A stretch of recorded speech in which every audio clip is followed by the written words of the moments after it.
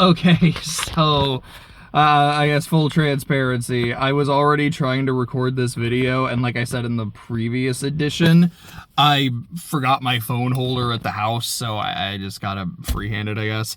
I've like there's a nice sunrise going on, and take some pictures of the sunrise while I was recording. It's like, I can screenshot this, and I did it once successfully, and then when I tried to do it the second time, unfortunately the video stopped recording. I'm like, I have to start over again. So okay, so I'll go back from the top, which essentially is Ice Cube War of the Worlds. Terrible film. I loved it. I had an absolute blast watching it. Like, it might be generous to say 95% of the movie doesn't work.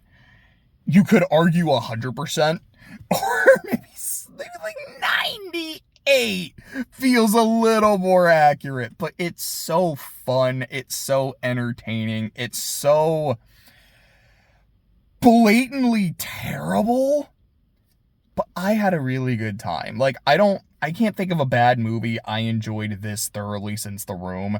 And there might be a clear bad movie that I'm forgetting. I'm like, no, okay, like I'm doing my boy over here some disservice. But that is how much I enjoyed it. So, like, if you have 90 minutes that you don't need, you're like, if I wasted this time, I wouldn't be, let me put it like this. I remember talking to a friend about Sharknado, and he described it as, that's 90 minutes I'm never gonna get back. And that's fair. If you have 90 minutes you don't need to get back, watch War of the Worlds. And I say this as someone who enjoys the Sharknado movies. Like, yeah, these are bad movies. These are intentionally enjoyably bad movies. I think I might have enjoyed War of the Worlds a little bit more. Maybe not, and I think part of it is the fact that Sharknado's trying to be terrible, but it works. I love the Sharknadoes. But man, Ice Cube saying, take your intergalactic asses back home. Cinema. It's absolute cinema. Like, oh gosh, could you imagine watching it in a theater? You're just watching a fucking Zoom call in a theater. Just, oh man, the effects are so bad and the product placement is so blatant. It's art. It is art. So now let me get into something that I actively didn't like. I dropped Gundam Wing last night. I will keep it short and simple. I don't even know if I want to do a video later just being like, this is, like, I tried, man, but I don't care. Because that's really what it comes down to. I realized, I mean, it's something I knew already from pretty much episode 1, but wanted to give the show time, like, to set up stuff, to get going. I'm like, look, I gave it a core. I think we watched 13 episodes. I don't care what happens to most of these people. I just don't. And it's not even that I'm like, man, I actively dislike you, because even then, that's usually some form of engagement. You at least, like, want to see something bad, or, like, you want to see a character get their comeuppance, but I just don't care. Like, I was falling asleep watching it yesterday. I didn't realize how tired I was, and watching Gundam Wing didn't help. But I think part of it was I wasn't that tired until I was watching Gundam Wing. It actively put me to sleep. The last time I remember that happening, aside from like, look, man, like, it's super late, I'm tired, which is understandable, but this was at like 9:30. The last time I remember engaging with something and it actively making me tired was when I was reading Skypiea. Skypiea put me to sleep. Like, I'm sorry. I tried to get into it. Like, I finished the arc. Like, I thought it was fine. Like, there was some, the face NL makes this, like, is fucking great. But, man, dude. I just realized what I said. If you like Gundam Wing, I'm glad you like Gundam Wing. Like, it's not one of those things I'm like, this is so bad, I don't see how anyone could like it. Like, no, and not even like in a, I had a word for, like, condescending. That was it. Like, not in a condescending way, like, I can see why someone would like Gundam Wing. Well, this or this. Like, no, like, I can see the pieces here. They're just not connecting with me. And I was having a conversation with Clay and Jose the other day. Like, we went to the local Comic-Con, and it was fine. Like, honestly, like, I wasn't really there to meet guests. And, like, there were some cool guests, but I was like, wait, so, like, to get them to sign something or, like, a photo, like, it's like $80 or something? Like, I don't know if I want to do that. Like, I don't know, like, I've been to other cons where you can just, like, talk to them if they want to sign stuff, like, you can, and you didn't have to pay a fee. So, like, I don't know, I'm not even gonna bother with that shit. But as we were coming back, we were talking about, like, delayed gratification, or at least, like, investment in patience with a work of media. And specifically, we were talking about Gintama, because Jose has watched Gintama and he loves it. I have watched Gintama and I love it. Clay tried to watch Gintama and he's like, I just can't get into it. I don't find it that funny. And he's even saying, like, I have seen clips and I've, like, seen you guys watch scenes and talk about scenes and they sound hilarious. But when I'm watching the first season, like, I just don't get into it. And both Jose and I are like, well, yeah, like, the first season's not that great. Like, there are some good episodes. The Death Note episode is comedy gold. But, yeah, season 1's fine. But talking about that, it's a combination of, at what point is the investment worth it?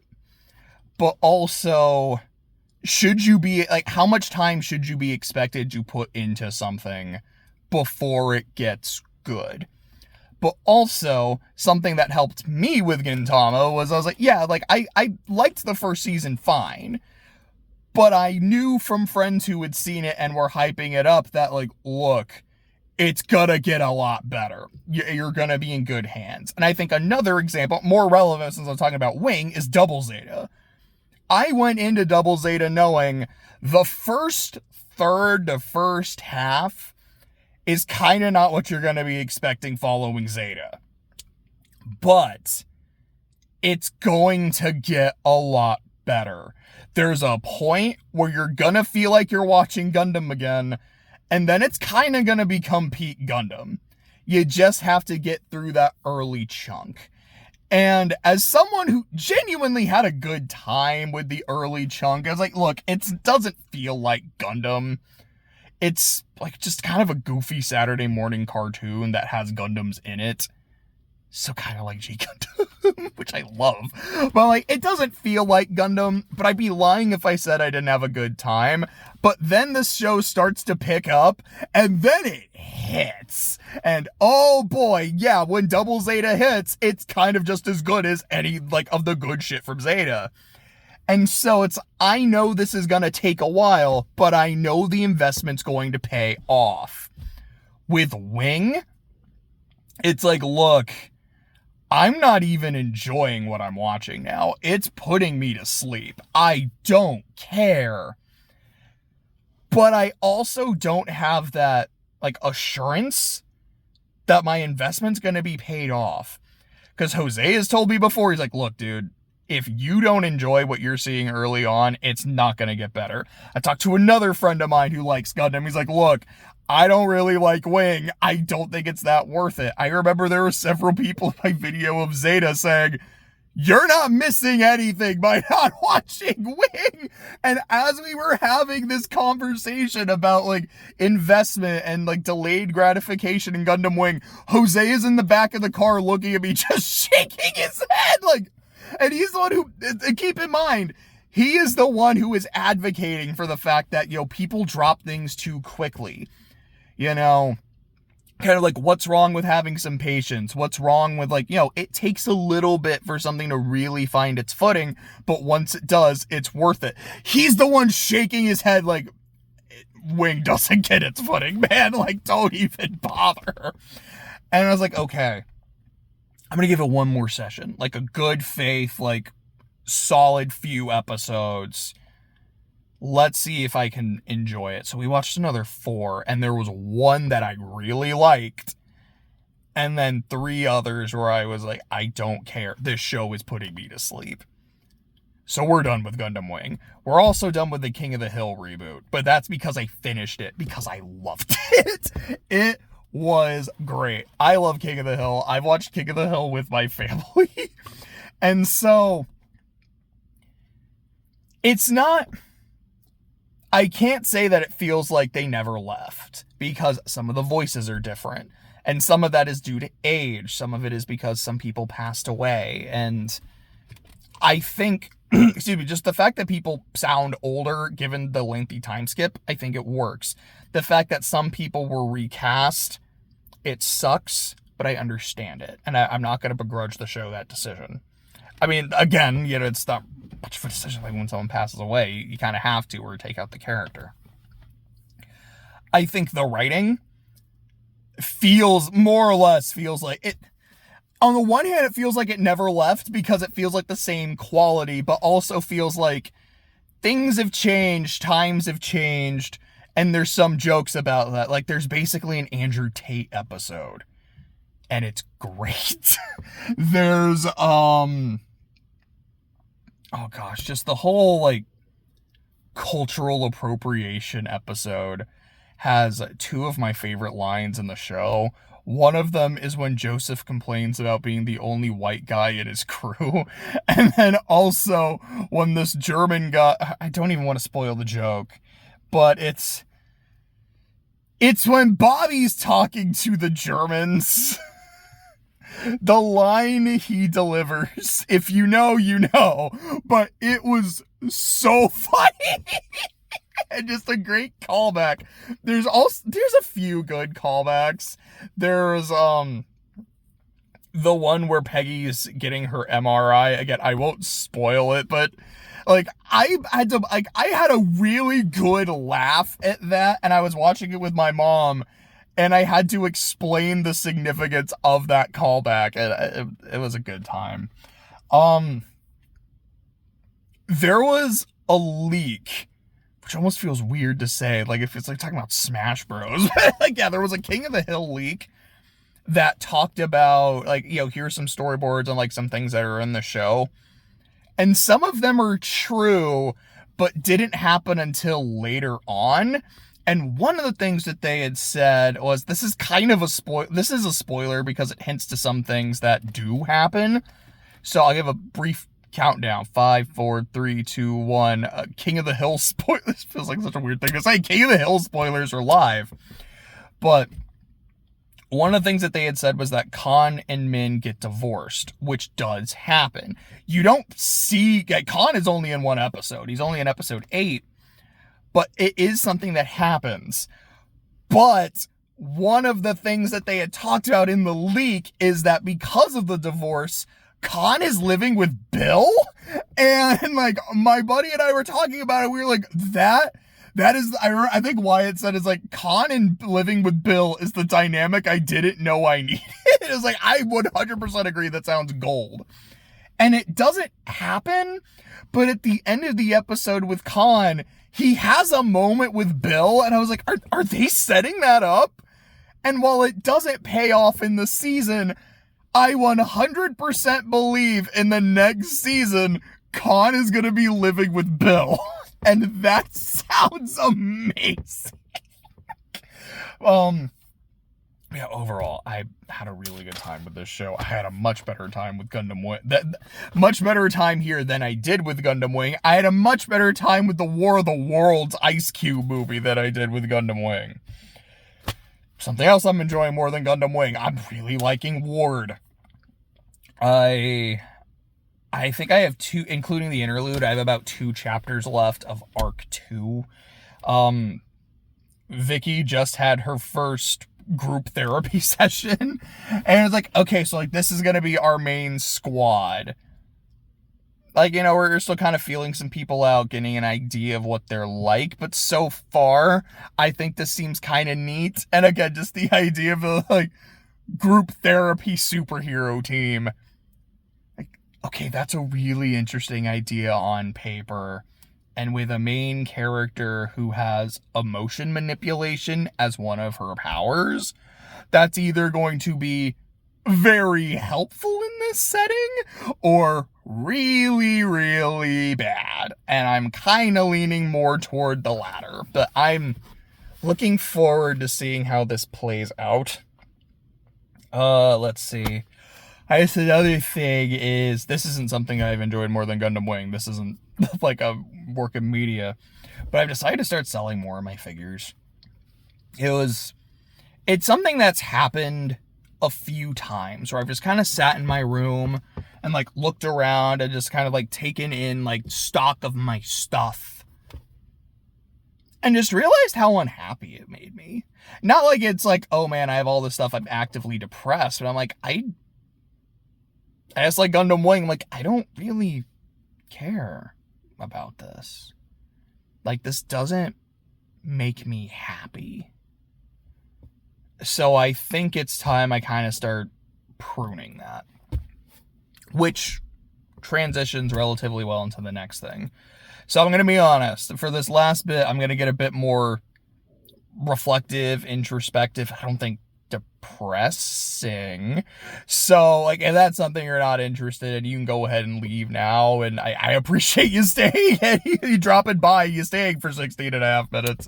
But, like, my birthday is in a few days, and I'm going to turn 32.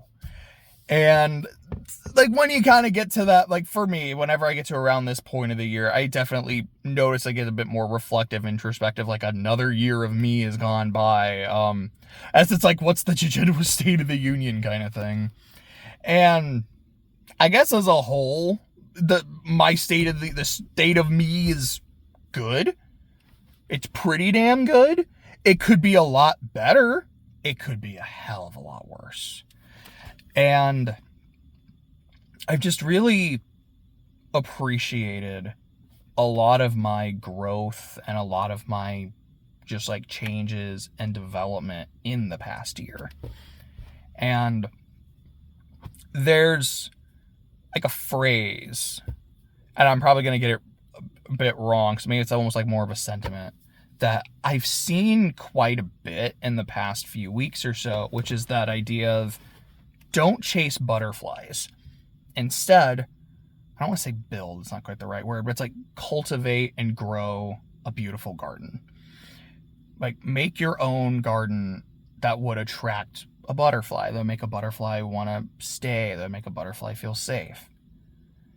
And there's an extra bit to that sometimes you hear, sometimes you don't, but I think is really important.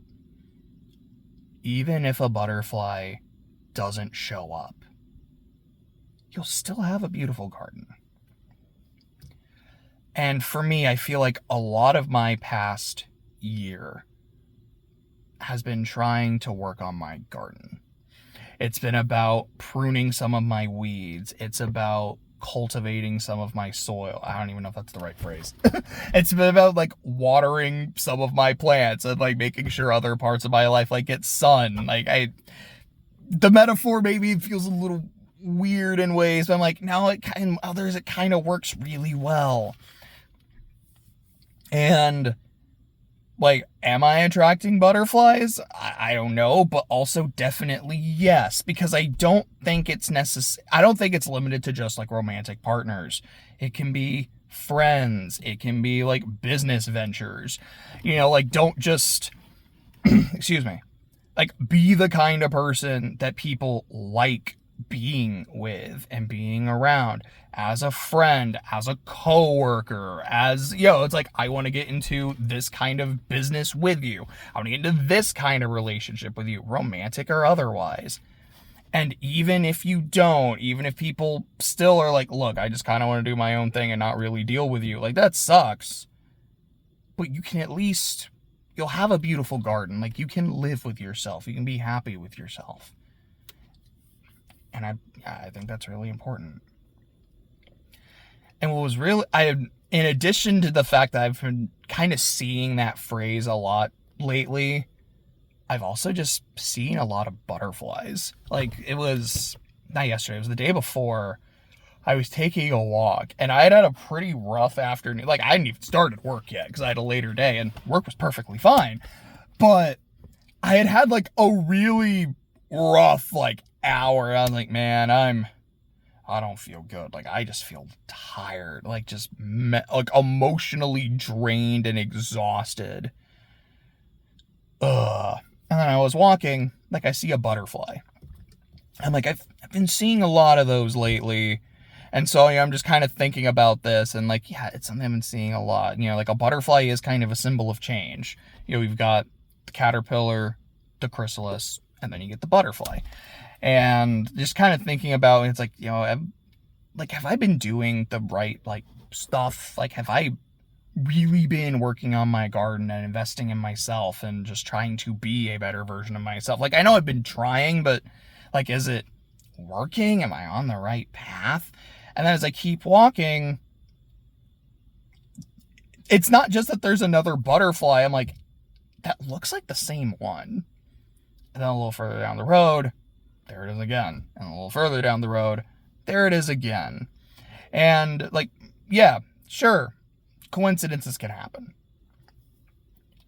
But I am the kind of person that doesn't really believe in that. I've talked about my faith. I've become a lot more open like with my faith on the channel. And so for me, that really felt like something. Whether it was the same butterfly or not, honestly, is kind of irrelevant. It is just that for me, really felt like you're doing exactly what you need to be doing. Like, you are there's a line from Adventure Time, and it's one of my favorite lines in the show, and it's pretty late in the show. I don't remember the full context, but Jake turns into Finn's hat and is just like chilling on Finn's head and says to him, like, you know, you're a beautiful flower and I love to watch you grow. It's just such a sweet line, and it's like, I love the relationship between Finn and Jake. But that's kind of how I felt like seeing all the butterflies. It was like, you know, like, you are a beautiful flower and like you are still growing, and yeah, there's butterflies and shit. And then I go inside and I look at like the first thing I see when I look out the window is just a big white butterfly, and I'm like, okay, there it is. It's kind of like the exclamation point on top. And then the next day, so it was yesterday, like I was like writing a message to a friend, just, you know, kind of talking about that. And literally as I'm writing it, I just look outside and there's a butterfly going by. I'm like, it's just constant. But I don't know. I like it.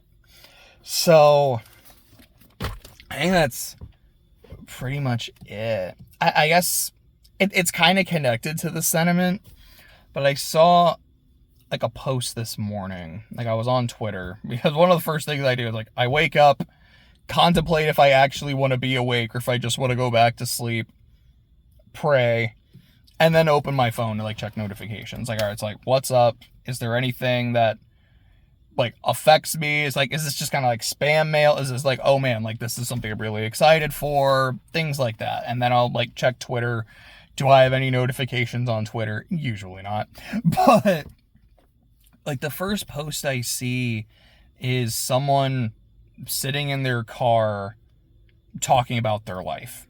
What do you know? I do that.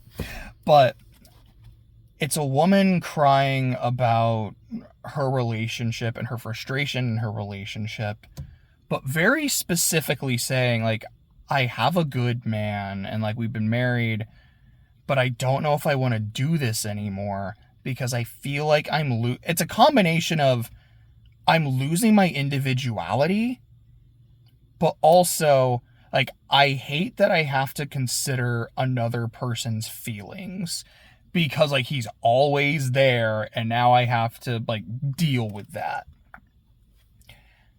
And I found it really sad, but I found it really interesting at the same time, because from the perspective of, man, I really don't want to have to deal with other people's feelings and have to consider them. Yeah, like, I won't lie, you sound like a terrible person. Not that I'm like a fucking paragon, I'm not. But I'm like, that just sounds so heartless. But to give some credit, to give some grace, I think in context, it also kind of comes across as, I feel like I'm losing my individuality And I'm just not, like, I'm not as comfortable as I thought I would be by having someone who's always around, which I think kind of gets back to the butterfly thing and having your own beautiful garden. Because I don't think chasing butterflies just means, like, don't pursue a person or, like, don't pursue, like, a friend or, like, a romantic interest or something. I think it's don't lose yourself doing it. Make sure, like, you stay the person that you are, and, like, you're not just, all of your time is spent with this person. All your time is spent trying to woo them or make them happy. Make that person happy. That's important. But you still have to tend your garden. You still have to make sure that you're okay and that you're happy and that you're taken care of. But it also kind of made me think, because this is something I've kind of thought about too, is if I am lucky enough to, like, have a partner, like, I want to make sure that I love them and that I am loved in return. But I also have to make sure I like them and that they like me in return. Because, yeah, like, you can love someone. You're like, I want to take care of you. You're important to me, you know, like, you make me feel safe and, like, I feel seen. And that is all important. I am not trying to downplay that. But also make sure that you just genuinely enjoy their company. And you're like, yeah, I like you. It's like, I love you, but I like you too. Like, I guess in a way, but also make sure that, like, while you have their garden, make sure they have their own garden too. I guess that's kind of what it is. It's have a garden that other butterfly, like a butterfly would want to stay in, but make sure that that butterfly has their own garden that you want to stay in too. You're like, yeah, I like being here. I like the stuff that you've got going on in your life. Like, you've got a family, you got friends, you got hobbies. Keep doing that shit. Like, that's cool. I don't want you to have to completely abandon your garden to come over to mine. I want it to be I don't know. Like, I guess we're gonna join it into a bigger meadow, if that's how the metaphor would go. I don't know. I think now I'm just really rambling and yapping, but I think that's it. Y'all take care.